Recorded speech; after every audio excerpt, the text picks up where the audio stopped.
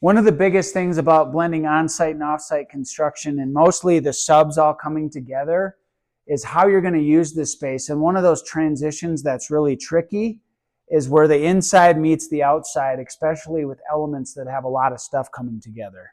This is a perfect example of that, right? And so things like having a window to really know how far out is that going to be. And we spend a lot of time on the window side of things saying, can you reach the handle that doesn't have problems and fix the problems? Like this guy is a good impromptu that I got to fix their handle on that. So I can reach it, but it probably has a problem because it's hard to reach. This is part of the art of construction. Anyway, we'll fix that. And going into the next thing of a modular box has different walls. And then when you tie all this together, you got to think about where the cabinets and the countertops and all this stuff is going to fit into it.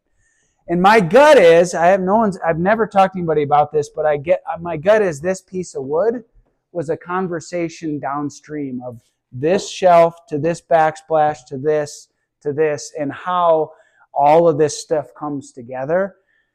This is why when we're always talking about get as much stuff done as at the factory and try to not change a bunch of stuff. And why is that? Is because then the factory is liable to build all this stuff. When you take the windows out or you say, I want to do a custom backsplash or a custom countertop, this was one of those discussions with the homeowners.